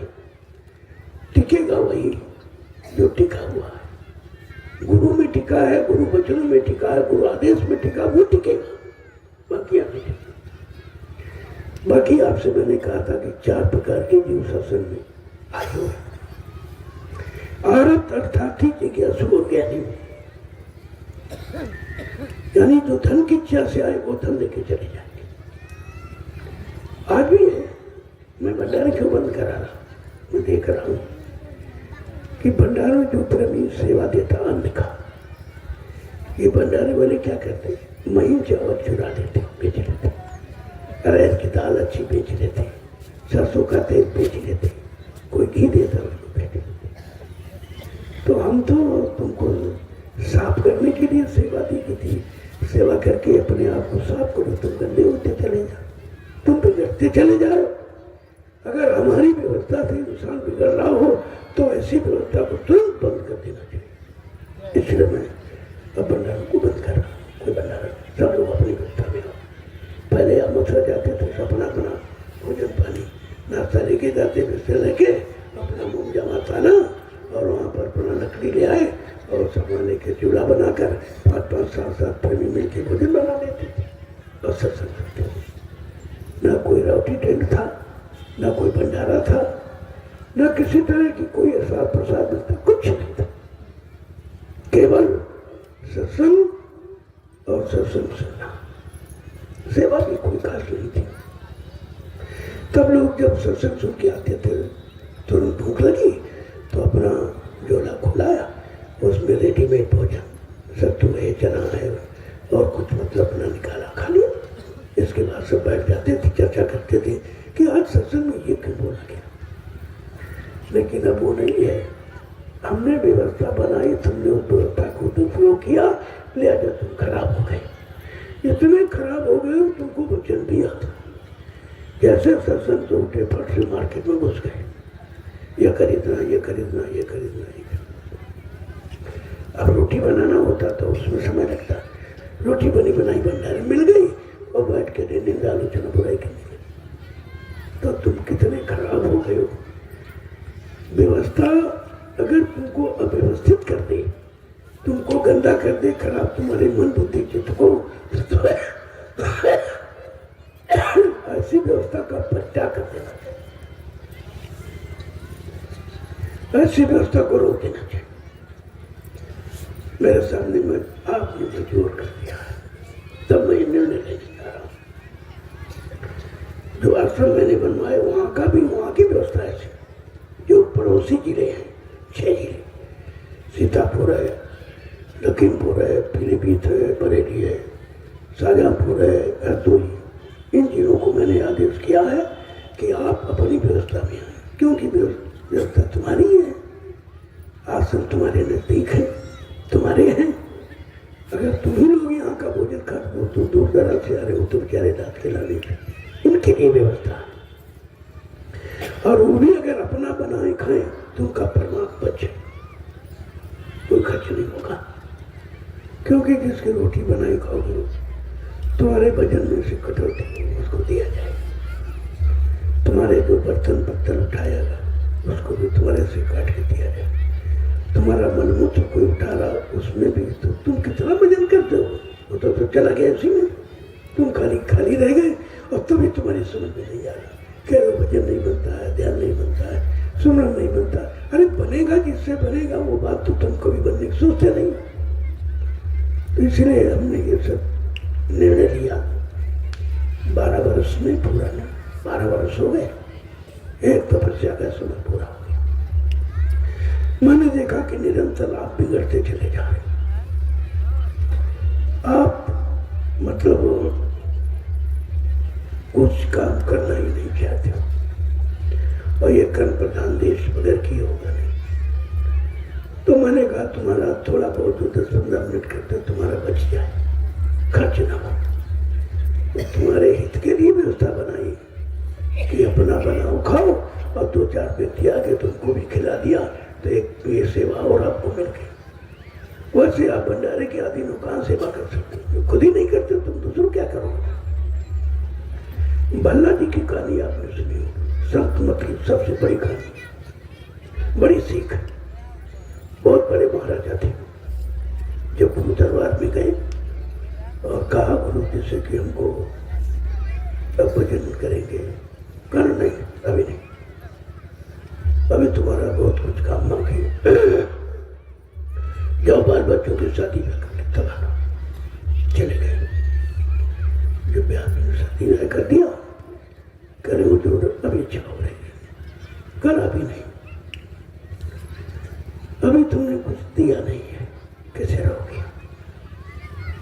तो फट से खजाने की चाबी में की ये सब, कल ये तेरा नहीं है, ये तो प्रजा का, तेरी गाड़ी कमाई क्या, वो दे तुम्हारी, ये राजकोष का धन तुम्हारा नहीं है, तो प्रजा का। इस पर कहने का देने का किसी को तुम्हारा अधिकार भी नहीं, ये भी गलत कर। तो धीरे धीरे जो कुछ था उनके पास सब दे दिया। जब कुछ नहीं रहा तो कहा कि अब तो रख लो, आश्रम में हुजूर चरणों की सेवा में अब तो करते नहीं, अभी कुछ और देना तुम्हें। कहा तो मेरे पास कुछ नहीं, कल नहीं, अभी महल है तेरे पास। जब महल ले लिए बिल्कुल बेघर कर दिया कि इसको जब आश्रम में आएगा शरण में तो अपनी याद भूल जाएगा, तो कुछ ही नहीं, सब चला गया, अब याद क्या करेगा, तो ये रहेगा। जब रहने लगे तो 2 महीने के बाद पूछा गुरु ने, अरे भाई बल्ला साहब क्या करते हो? कहा कुछ नहीं हुजूर, भंडारे में रोटी खा रहा हूँ, मजे कर। अरे गजा लाता रहा, भजन कर रहा हूँ तो तेरी रोटी भी जा रहा था। तो कहा 1 गट्ठा लकड़ी बीन के लाया, तोड़ के नहीं, बीन के जंगल से। अब महाराजा के लिए इतना बड़ा आदेश बहुत बड़ी बात है, कैसे बेचारे जाते, लेकिन नहीं, उनको शर्म चाहिए जिसको, वो फिर कुछ मान सम्मान को कुछ नहीं देखता। जाने लगे, गट्ठा ले आए। 2 महीने बाद पूछा, भला क्या करते हो? कल हुजूर 1 गट्ठा लाता लकड़ी। कल तो रोटी खाओ, 1 गट्ठा लकड़ी या रोटी खा लिया, कहाँ सेवा हुई तेरी? वो तो रोटी की सेवा। कहा 2 गट्ठे लाया कर। तो बोला जी 2 गट्ठे, 2 गट्ठे तो भी बहुत समय लगेगा। तो जब 2 गट्ठे लाने लगे 2 महीने बाद पूछा, क्या करते हो? कहा सरकार 1 गट्ठा रोटी के लिए आता हूँ और 1 गट्ठा संगत सेवा के लिए ले आता हूँ। करना की गुरु सेवा कर। तो कहा 3 गट्ठे लाया कर। अब 3 गट्ठे लकड़ी बीन, तोड़ना नहीं, बीनना, यानी पूरा सनू सिंह चला गया। ये क्यों किया? वो ध्यान को केंद्रित करना चाहते थे कि उनका ध्यान कहीं नहीं जाता था। ये था कि 3 गट्ठे लकड़ी करो, कैसे ले जाऊं? 3 गट्ठा लकड़ी नहीं होगी तो संगत सेवा नहीं होगी, गुरु सेवा नहीं होगी और भंडारे रोटी की सेवा नहीं। बस यही ध्यान में रह गया, यानी आदेश पालन बिल्कुल ध्यान में रह गया और सब भूल गए। एक दिन क्या किया कि बड़ी गुरु ने वर्षा शुरू कर दी सुबह से कि देखिए अपने से लाएगा, मेरे को बड़ी कठिन परीक्षा होती थी। अब तो ऐसा कुछ नहीं है। अब वो चिंता में बैठे कि चलो रोटी नहीं खाएंगे, कोई बात नहीं, भंडारे से नहीं, लेकिन संगत सेवा, गुरु सेवा ये कैसे होगी? इंतजार करते भाई कब थोड़ा सा बारिश बंद हो और आदेश का पालन करो गुरु महाराज का। तो थोड़ा सा उन्होंने विराम दिया, बरसात को थोड़ा दिन रह गया। देखा कि सूरज है और बाकी जंगल में, और लकड़ियां जल्दी जल्दी बीन बांध करके इकट्ठा किया और सूर्यास्त हो गया। दोनों कट्टर सिर पे रखे। अभिमान कैसे चूर किया जाता है? क्योंकि मान अभिमान जब तक नहीं जाएगा तब तक तुम इंसान नहीं बनोगे और भगवान बनने के काबिल नहीं बनोगे, गुरु के शरण में रहने के लायक नहीं बनोगे। अब वो चले आ रहे थे, चले, अंधेरा था ही, बारिश बड़ी तेज क्यों लगी, बिजली चमकने लगी, आगे का रास्ता नहीं दिखाई दे। तो जाकर के बल्ला जी कुएं में गिर गए। कुएं में थोड़ा रहेगा, बाकी तो नीचे से पट गया था, उसे मिल गया। लेकिन जब गिरे तो उन्होंने देखा कि गड्ढे नहीं गिरने दूंगा, मैं तो सेवा से वंचित होता। देखिए फिर भी भाव गिरने की तरफ ध्यान नहीं गया, सेवा करते मतलब यानी उधर गुरु जी कहते चलो भाई भंडा नहीं आया, उठे हो गया तो मालूम है कहाँ गिरा है, कहाँ गिराया गया। तो कहा ऐसा करो, रस्सा ले लो, रस्सी ले। गुरु जी हवाला कर रहे हैं, बल्ला कहाँ है, बल्ला कहाँ जगह मालूम है उनको सब, मैं भी हवाला कर रहे। बल्ला जी सुना, वहीं से बोले हुजूर यहाँ कुआं के अंदर। जब वहां पहुंच गया कहा रस्सा फेंको, कहा कि गट्ठा फेंक दो। हाँ बल्ला चढ़ा। कल हुजूर नहीं, पहले गट्ठा आएगी, पहले सेवा आएगी, बाद में बंदा आएगा। जब बल्ला चढ़ के आए तो हाथ जोड़कर गुरु के चरणों में गिर गए। कहा हुजूर अब कलयुग में ऐसी कोई परीक्षा नहीं करेगा, मैं कोई तुम्हारा शिष्य नहीं बनेगा, क्योंकि कलयुग के जीव के अंदर कोई क्षमता नहीं, बर्दाश्त क्षमता नहीं, उसमें कोई बर्दाश्त नहीं कर पाएगा, आपका शिष्य ही नहीं बनेगा। तब से गुरुओं ने परीक्षा लेना बंद कर दिया। और तुम्हारी तो कोई परीक्षा नहीं हुई, तब भी तुम मथुरा छोड़ के भाग गई। कोई परीक्षा नहीं हुई, फिर भी भाग गई। भल्ला जी की परीक्षा हुई, फिर भी गुरु शरण नहीं छोड़ी। ये ऐसे कोई परीक्षा नहीं। 40 साल तक वही लूटते खाते मौज करते रहे, फिर भी गुरु को छोड़ दिया। छोड़े नहीं दिया, कहा गुरु मर गया। ये कह देखिए कितना अपमानित शब्द है ये, मर जाना। जब किसी से नाराजगी होती है, दुश्मनी होती है, तो लोग कहते हैं तुम्हारा बाप मर गया, तुम्हारा भाई मर गया, तुम्हारी औरत मर गया, तुम्हारा पति मर गया, तुम्हारा बेटा मर गया, तब ये सब कुछ होता। आज जो 40 साल मथुरा में रहे थे, लूटते खाते रहे, कुछ नहीं किया, आज वो कह रहे गुरु मर गया है। ये बताओ इनको कैसे छुपाओ? क्या तुम मर्द मालिक तो क्षमा कर सकते हैं, लेकिन संगत क्षमा नहीं कर। संगत अपने गुरु का अपमान नहीं सह सकते, ये नहीं क्षमा। मैंने इसके बारे में कई बार संकेत किया। अरे भाई अभी जान, जब तुमने देखा नहीं है, तुमने दिखाया नहीं, तो क्यों कहते हो मर गए? ना इन्होंने देखा और न किसी प्रेमी को दिखाया। इतने लोग बैठे हो, जब इन्होंने प्रचार किया कि बाबा जी से छोड़ गए, तो कितने लोग देखने गए थे? ये बताओ, तुमको किसी ने दिखाया था? सही देखा था, तो फिर मान कैसे लिया? बिना देखे कैसे मान लिया? देखे भिन्न हुए प्रतीति, और बिन प्रतीत हुए नहीं प्रीति। बिना देखे किसी से प्रेमी नहीं होता। सच्चाई आंख के देखने से मानी जाती है। तो देखा कुछ नहीं, दिखाया भी कुछ नहीं। जिसने दिखाया नहीं उन्हें को सत्य मान लिया, और जो देखा नहीं उसको सत्य मान लिया। तो बताओ तुम्हारा कल्याण कैसे? कल मैंने आपसे पूछा था, आज फिर याद दिलाऊंगा। जब मथुरा आप जाते थे तो गुरु का दर्शन करने जाते थे कि चेलों का? अरे जरा जोर से बोलो। आप मथुरा जाते थे, गुरु की सुनने गए थे कि चेलों के सुनने? गुरु का दर्शन करने गए थे कि चेलों का दर्शन करने? गुरु भक्ति करने गए थे कि चेला भक्ति? और ये सब चेला भक्ति, सब एक नहीं, सब के सब। ऐसी मति भ्रष्ट हो गई, बुद्धि खराब हो गई। इसीलिए शास्त्रों ने पहले सारा कहा है, ये जन हर गुरु निंदा कर रही। देखिए, हर गुरु निंदा सुने दुखाना, पाप लगे गौवा समाना। जो भगवान की, और भगवान को जो मिला था गुरु, अगर उसकी कोई निंदा करता तो कहते हैं उसको 1000 गौओं की बद का पाप लगता। गौ हत्या का ये तो सबको पाप लग गया। तुम भी उससे नहीं बनती तो तुम भी नहीं अपने गुरु को पहचाने। फिर मथुरा जाने का मतलब क्या तुम्हारा? सत्संग सुनने का मतलब क्या हुआ? सेवा करने का मतलब क्या हुआ? सेवा देने का मतलब क्या हुआ? नाम दान लेकर सुमरन ध्यान भजन करने का मतलब क्या हुआ? और गुरु के संदेश का प्रचार करना, इसका मतलब क्या निकला? जब तुम्हारे अंदर कुछ नहीं, कुछ भी नहीं।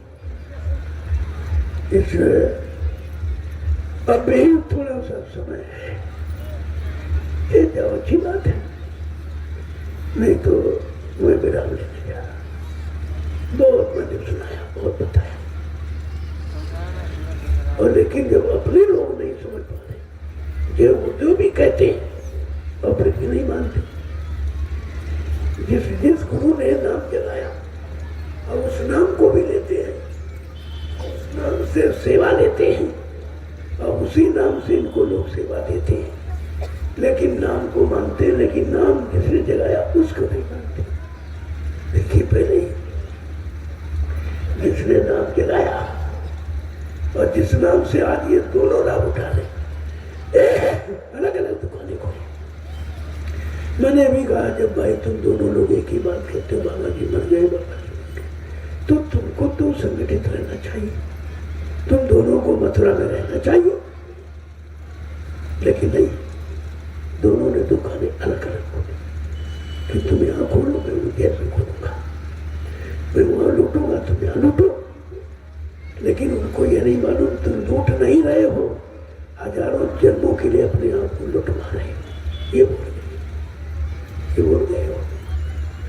और इसी भूल को मैं बार बार याद कराता हूं। मैंने तो तुम्हारी कोई निंदा नहीं किया। हाँ, हकीकत को कहने में कसर नहीं रखता। क्यों? जो संत वचनों को छिपाएगा वो संत का द्रोही कहलाएगा, जो गुरु वचनों को छिपाएगा वो गुरु का द्रोही कहलाएगा। और जिससे धर्म की स्थापना होती है, संतों की भूमिका व्यवस्था को जो छिपाएगा वो धर्म का द्रोही कहलाएगा। 2003 द्रोह से अलग होने रहने के लिए मैंने आपको इशारा करके सब बताया। मैंने कभी नहीं किया कि चलो भाई तुम्हारा घर तुम बंद करो, जबकि हमको तुम्हारा तुम झूठ कह रहे हो। झूठ को बंद कराना चाहिए, लेकिन तुम सत्य को बंद करा रहे। तुम्हारे पास कोई प्रमाण नहीं आज तक। बाबा जी की मौत का कोई प्रमाण नहीं दिया। मैंने कई बार कहा, अरे मृतक सर्टिफिकेट दिखा दीजिए, आप बता दीजिए, मुझे कोई तुमसे राग दोष नहीं है। मैं तो चाहता हूं कि अगर सच्चाई तुम्हारे पास है तो दिखा बता दीजिए। कुछ उसको छिपाने में कोर्ट कचहरी में करोड़ों रुपया खर्च किया जाए। वो रुपया तो उनका नहीं है, न उनके बाप की कमाई है, वो सत्संगी प्रेमियों की सेवा है। जो घूस रिश्वत में खर्च हो रही, वो भी गुरु की सच्चाई को छिपाने में आपकी सेवा जा रही। लिहाजा आप गुरु के दोषी कहलाओगे। ये दोष तुम्हारे पर भी लगेगा कि भाई तुमने देखा समझा क्यों नहीं, और ये भी नहीं कैसे तो कोई बताने वाला नहीं। तब हमको खड़ा होना पड़ा कि ऐसे तो झूठ है, चल जाएगा और झूठ का बोलबाला हो जाएगा और सच्चाई छिप जाएगी और संत मत बहुत नीचे हो जाएगा। मुझे कहना पड़ा। उन्होंने खोल कर एक ही बचा, अपना नहीं गुरु का। और आपसे भी कहता हूं कि तुम गुरु वचन गुरु सत्संग सुनने के लिए मथुरा जाते थे, क्या ये लोग गुरु संदेश देते हैं? ये अपना संदेश देते हैं कि बाबा जी हमको वसीयत कर गए, हमको अध्यक्ष पद बना गए, उत्तराधिकारी बना गए, और एक उज्जैन वाला कह रहा हमको नामदान आदेश कर दे। ये बताओ, गुरु चर्चा कहीं हो रही है? और गुरु चर्चा जहां हो रही है वहां तुम आओगे नहीं। और इसीलिए ये जानते हैं कि सत्य चर्चा है, इसको बंद कराओ। इसके लिए चाहे जो कुछ खर्चा करना पड़े तो दूसरे इस पर सब प्रयोग की जा रही। हमें दर्द इस बात का है कि प्रेमियों की कमाई गुरु संदेश के प्रसारण जन जन के कान तक पहुंचाने में होनी चाहिए। आज ये गुरु के संदेश को बंद कराने में खर्च कर रहे हैं, इसका हमें दुख है और तकलीफ, क्योंकि ये निंदा हमारी नहीं है। गुरु की निंदा कर रहे हैं आप, क्योंकि वचन हमारे नहीं है, व्यवस्था हमारी नहीं है, व्यवस्था गुरु की है, वचन गुरु की। मैं केवल उनका प्रसार करता, लोगों के कान तक पहुंचाता। अगर कोई अपनी बात में कहूं तो कभी मत मानो, अपने लिए कुछ मांगो कभी मत देना, तो मैं खुद कहता हूं।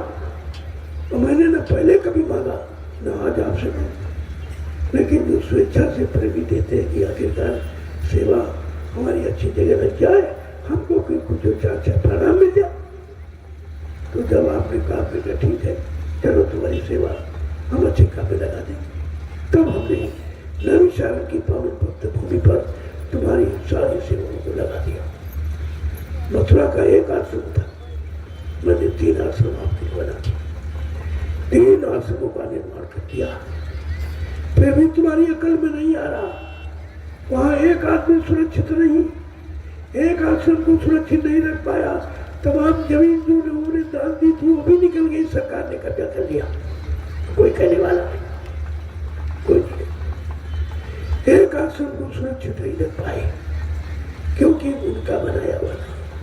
इन दोनों ने कभी 1 रुपए सेवा नहीं दी, एक मिट्टी की डलिया कभी नहीं उठा के डाली है। तो उनको कौन सा दर्द है? आश्रम चल जाता वहां भी चला जाए, जमीन जाती चलिए, उनको कौन सा दर्द है? दर्द तो आपके अंदर भी नहीं है, क्योंकि तुमने सेवा दी है, तुमने सेवा की है, तुमने मिट्टी ढोई है और सेवा की है, तुमको भी अपनी सेवा का डर है कि हमारी सेवा का दुरुपयोग हो रहा, कोई कहने वाला नहीं है, तो ऐसे व्यक्ति के पीछे दौड़ने से तुम्हारा लाभ क्या है? लेकिन नहीं समझ पा। जय गुरुदेव।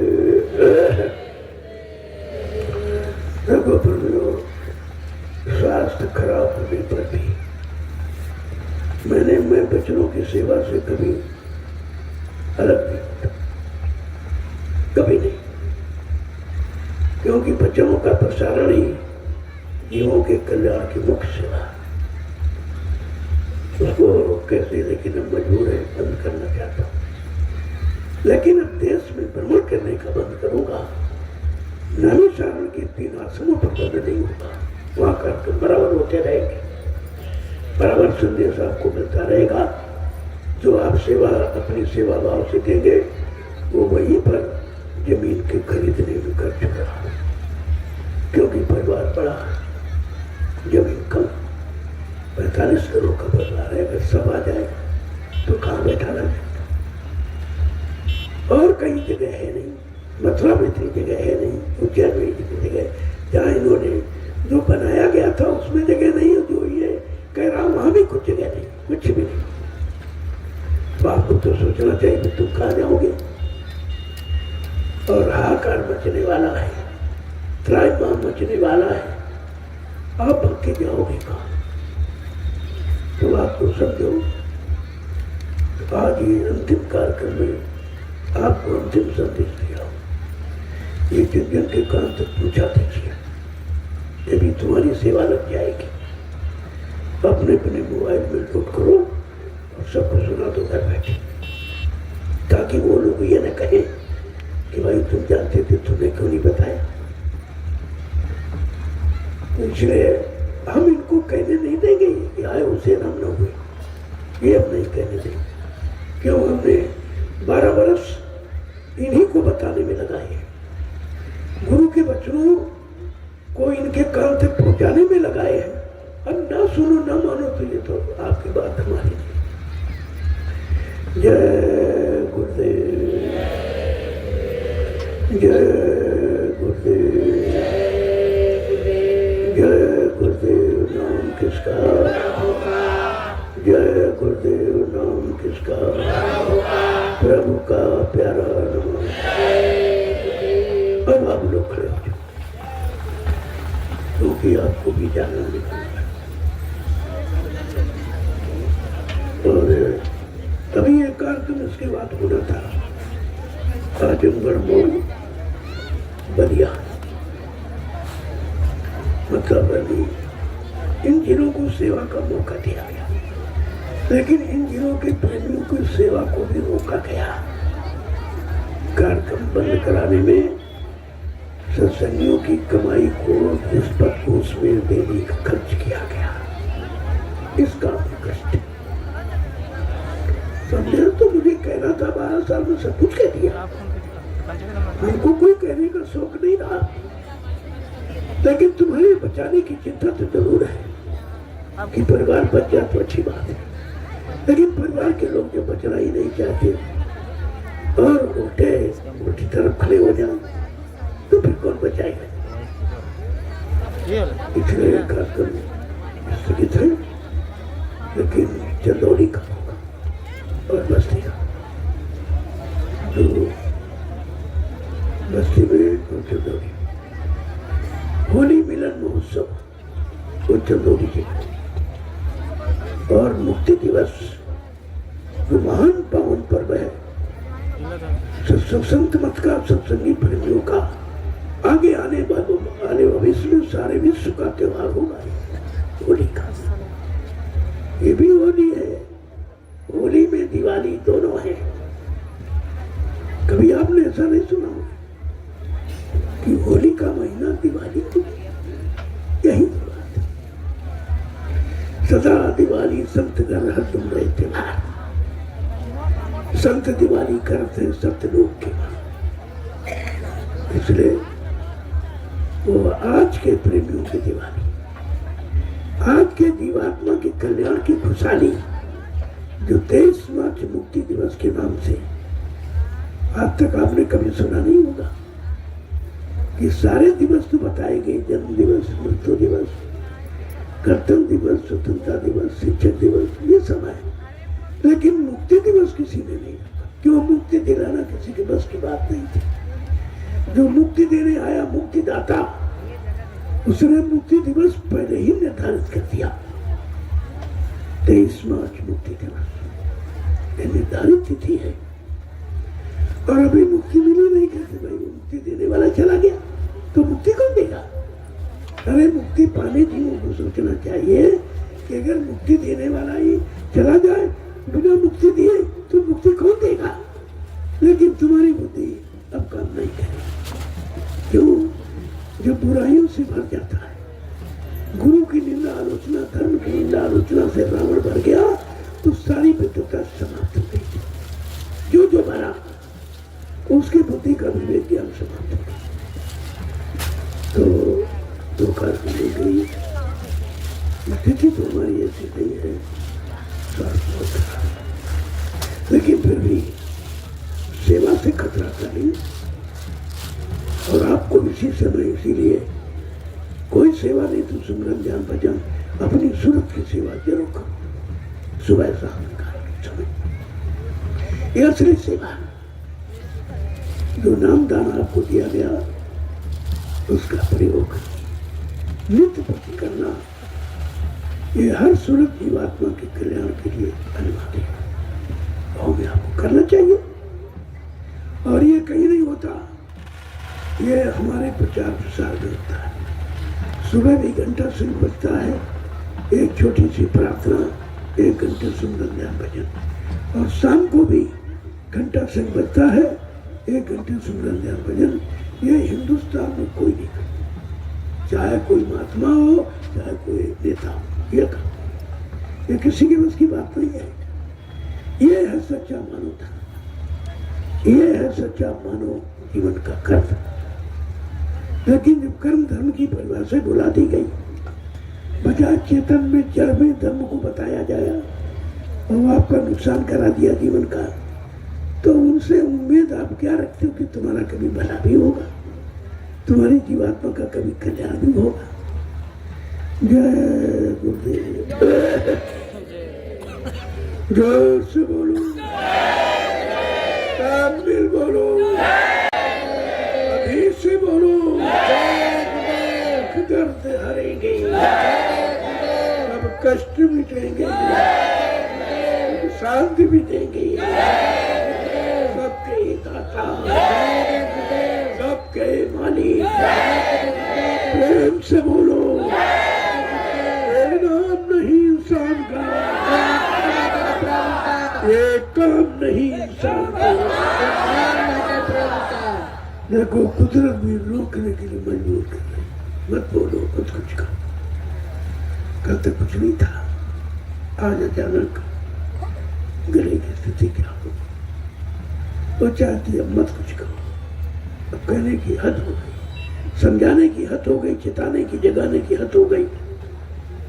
अब लेकिन चूंकि मैंने पहले कारकंदे रखे अपने बच्चों पर मर मिटना संतमत का पहला सिद्धांत, गुरु की भक्ति का पहला लक्षण है।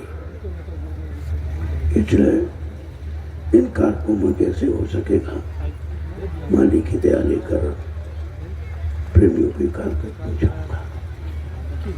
जय गुरुदेव।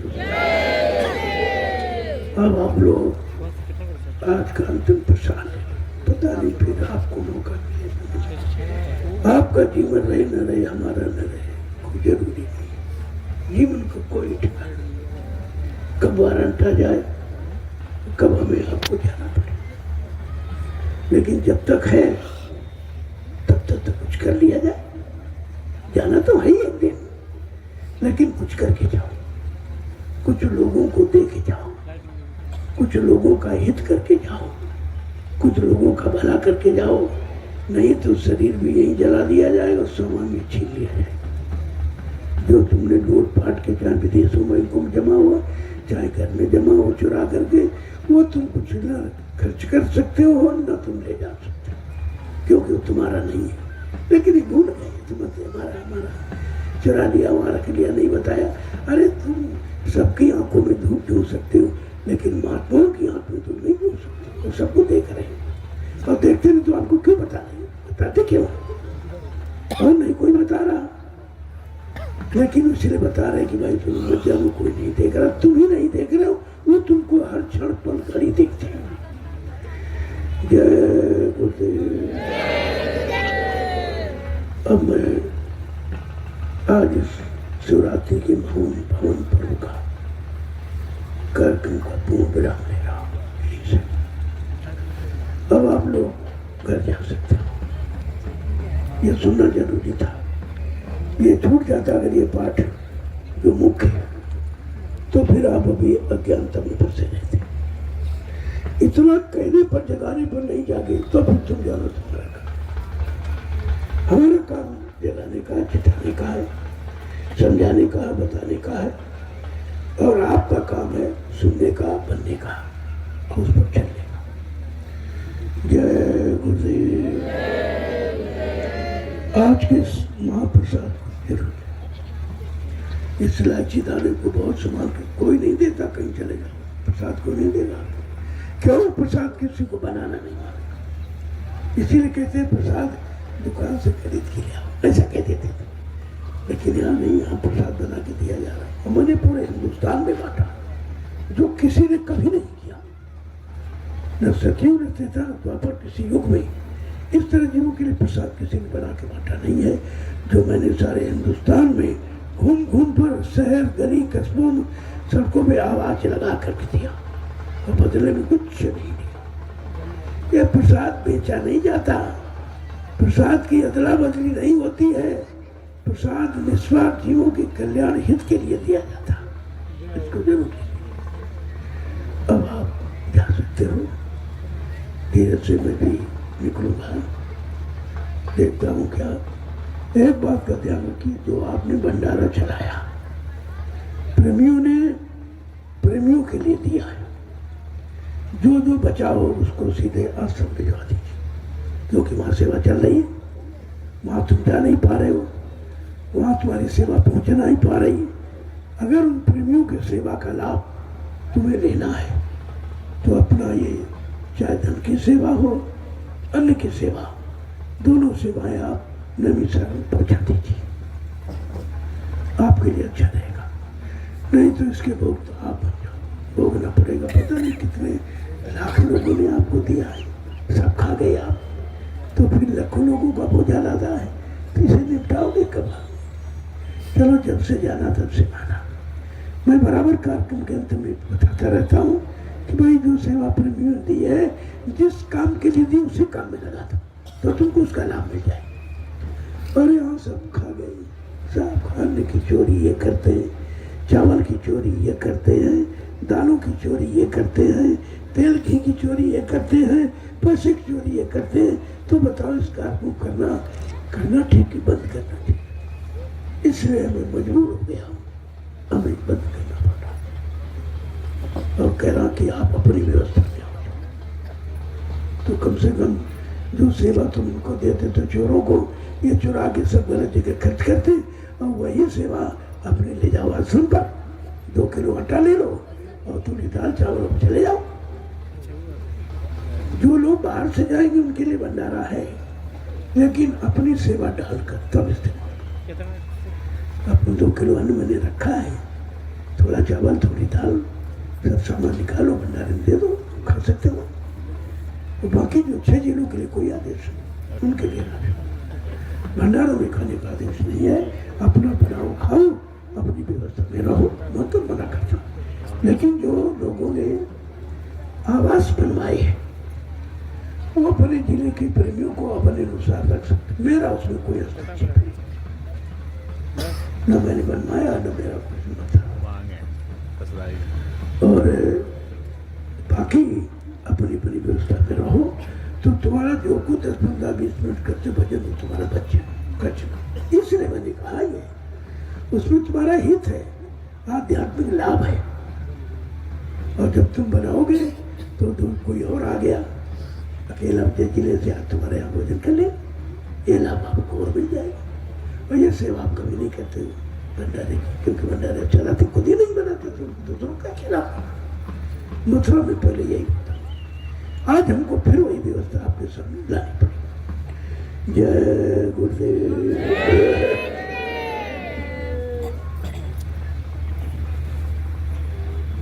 नहीं हो चाहे धन हो चाहे सोना, कहते सब आश्रम पहुंचाए, उसको आश्रम पहुंचाए दे।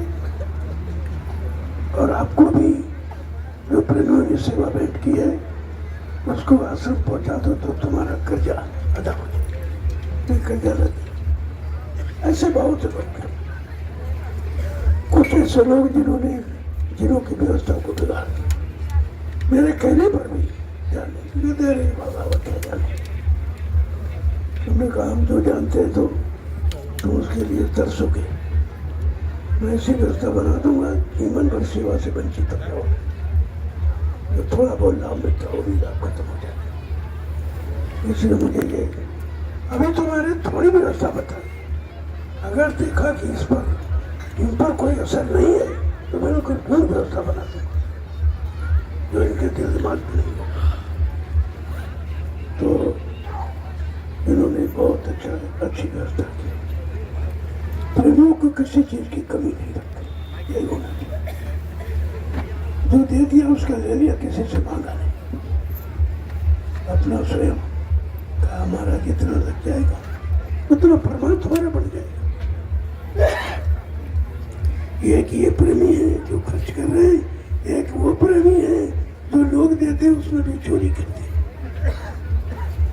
नहीं तो नाम खोल दूंगा, तुम कभी शकल नहीं दिखाओगे संगत की, और संगत तुमको बिल्कुल देखना पसंद नहीं करती है।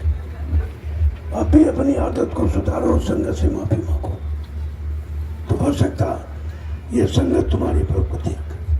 मेरा इसमें कुछ नहीं, क्योंकि अन्न तुमने बेचा, नुकसान किया संगत का, पैसा तुमने चोरी की, संगत मेरी चुकी नहीं, संगत की आपने। इसलिए संगत तुम्हें माफ कर सकती, अगर माफ करे मेरी तरफ से कुछ नहीं। लेकिन मैंने तो अपना दृष्टिकोण तुम्हारे से मोड़ दिया बिल्कुल। मैं तो तुमको देखना भी नहीं चाहता, क्योंकि तुमने प्रेमियों की सेवाओं पर बहुत नुकसान किया। बेचारा गरीब नहीं जा पाता है, सोचता चलो नहीं जा पाते आश्रम पर, चलो कुछ गाड़ी कमाई बचा के दे देंगे तो हमको भी इसका लाभ मिल जाएगा। ये सब खा लिया, ये चोर सब ये बहुत निपुण, बहुत दिन से। और जिसने खाया वो बिल्कुल संगत से बहिष्कार हो गए, उन्हें कोई नहीं पूछता। यहाँ भी ठुकराए वहां भी ठुकराए जाएंगे। ये संगत का चोर है, प्रेमियों का चोर है। प्रेमियों की गाड़ी कमाई चुराने वाला है, ऐसा चोर सृष्टि में कोई नहीं है। इसलिए यहाँ भी और वहाँ कहीं तुम्हारी कदर नहीं।